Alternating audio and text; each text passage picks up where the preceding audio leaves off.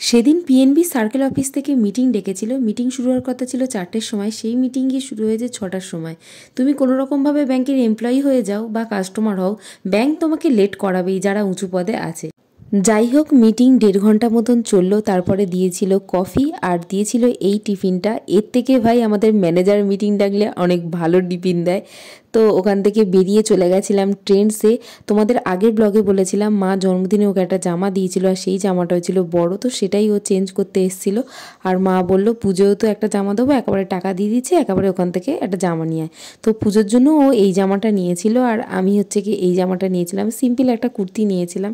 এবছর পুজোয় তেমন কিছু কিনবো না, কেন কিনবো না সেটা আমি আস্তে আস্তে তোমাদেরকে জানাবো। যাই হোক, ওখান থেকে কেনাকাটা করে বেরিয়ে চলে গেছিলাম সিলেদার্সে, কারণ আমার জুতো নেওয়ার ছিল।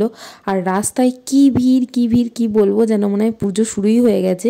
আর এই ব্লগটা কিন্তু মিনিমাম মহালয়েরও 2 সপ্তাহ না হোক 1.5 সপ্তাহ তো আগে হবেই।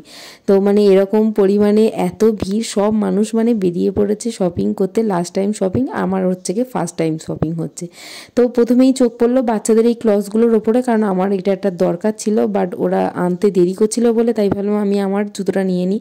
ওই জুতোটাই নিয়েছিলাম যেই ভিডিও ক্লিপটা দেখাচ্ছিলাম। তো এই জুতোটা আনতে ওদের 15-20 মিনিট টাইম লেগে যাচ্ছিলো, তাও আনছিল না। আমি তো ভাবলাম যখন আমার দরকার তখন আমি এসে ফাঁকায় নিয়ে যাব, সেই তো এখন পুজোর সময় ওই জুতোটা পরবো না। তো ও বলে আমার এত খিদে পেয়েছে, চলো আমরা দুজনে আগে কিছু খাই। আর আমাদের রেস্টুরেন্ট হওয়ার পর থেকে না আমি বাইরে তেমন কিছু খাই না, আর খেতেও ভালো লাগে না। বাট ও সেদিনকে এত খিদে পেয়েছে করছিল, তাই জন্য বললাম ঠিক আছে খেয়ে নাও।